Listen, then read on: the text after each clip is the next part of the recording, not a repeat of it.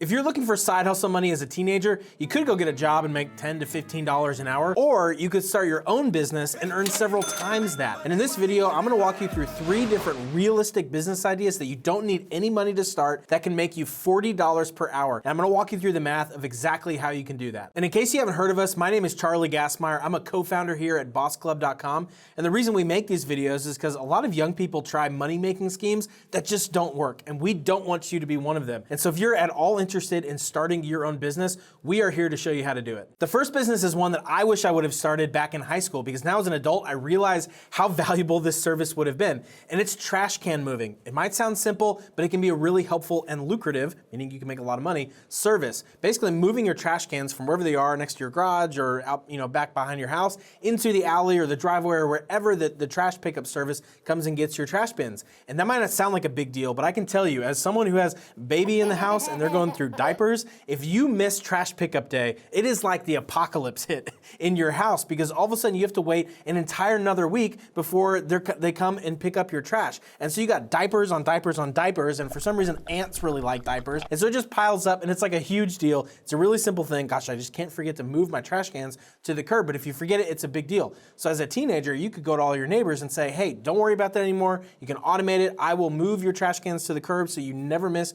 trash pickup day ever again, and then I'll move them back the next morning, and so it's out of the way and it's not something you have to worry about ever again. So in our trash can moving business, if you could charge $5 a week to manage this for people, it then costs you nothing to perform this service other than your own time. And so you end up with what's called a gross profit of $5 per sale. Now, gross profit might sound fancy. All it means is it's the profit or money you've made after you subtract any costs directly associated with your product or service. If you then get 20 people in your neighborhood to pay you to do this, there's on average 4.33 weeks per month throughout the year, which comes out to $433 of gross profit per month. Now, this is where most people stop the math, because they just think $400, that sounds awesome. I'm in, let's do it. But they fail to think about, number one, what other expenses do I have in the business? I'm probably not taking home all $400 necessarily. And then number two, how much time is it taking me to generate that $400 or so dollars? And what does that mean I'm making on an hourly basis? And does that mean I'm better off than just going and getting a job? So let's walk through that part. So we know we can make $433, but we're probably not gonna pay ourselves all of that. And so let's assume we have 10% or so overhead in the business. Like we have a website expense, or we wanna invest in some business cards. There's just going to be some level of expenses. So let's call it 10%. After that, we're left with $390 of profit per month. That's the real income to us. Now let's figure out what that works out to on an hourly basis for us. So we first figure out how long the actual job takes us, and then we'll add in any other time spent on the business to do simple things like posting on social media, collecting money from customers, etc. If these houses are close together because they're on your street, they're in your neighborhood, I think you could take out the garbage bins in a few minutes, like 3 minutes per. But then you have to take them out and move them back in. So you got to double it. So that comes out to 6 minutes per customer per week per month. So 6 minutes per customer times 20 customers times 4.33 weeks per month comes out to 8.7 hours per month. But you'd also probably spend another hour or so per month billing customers or communicating with them. So that comes out to 9.7 hours per month. So $390 of your profit divided by 9.7 hours is $40 per hour. Let's do another example. Power washing is a great example of a business that doesn't take many customers to turn into a sizable business. And don't let the upfront costs of needing to actually acquire a power washer deter you from doing this business, because the way around that, instead of having to raise the upfront capital yourself or put it in, all you got to do is take pre-orders from people. Just go line up the jobs, have them pay you in advance or a portion of it in advance, and there's your startup money to go buy the equipment to actually perform the job. So don't let that deter you.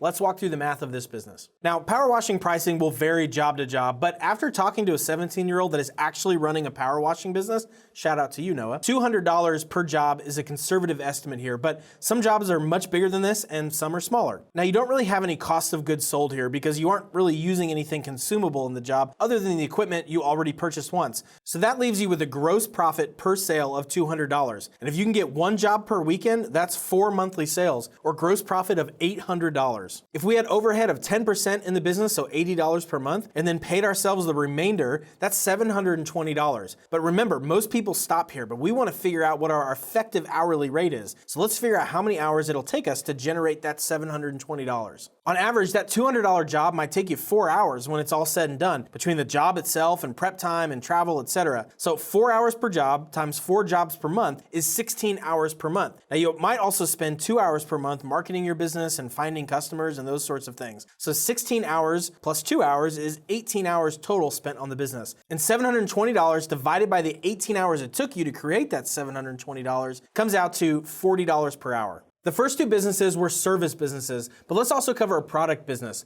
One of the businesses that we recently covered on the Boss Club podcast was a reusable gift bag company. I think this is really interesting. They can be unique, they don't have to be hard to make, and they have a sustainability component to it. Lots you could do with this business. And again, you don't necessarily have to invest in inventory up front. You can take pre-orders and pre-sales, and that can be the thing that gives you your startup money to then go create the product. So don't let money stand in your way, and let's walk through the math of this business. Now, since these might not be able to sell for very much on their own, I would definitely plan on selling these in bundles of various sizes. So that way you could charge at least $40 for each set. Now, if you had a $40 sale and you had $10 worth of material costs for each bundle, meaning it costs you $10 to make the bags that you're selling, that would be $10 in cost of goods sold. So this leaves you with a gross profit per sale of $30. And if you could sell a dozen per month, that's a monthly gross profit of $360. And even if you left 10% of that in the business to pay for other overhead, that leaves you with $324. Now, if each order took you 30 minutes to quickly assemble, 12 orders would take you 6 hours per month. And if you spend another 2 hours or so per month doing social media posts and other marketing efforts, that brings your total time spent to 8 hours per month. $324 divided by 8 hours is about $40 per hour. After having started many businesses, I can tell you that there is a recipe for doing this profitably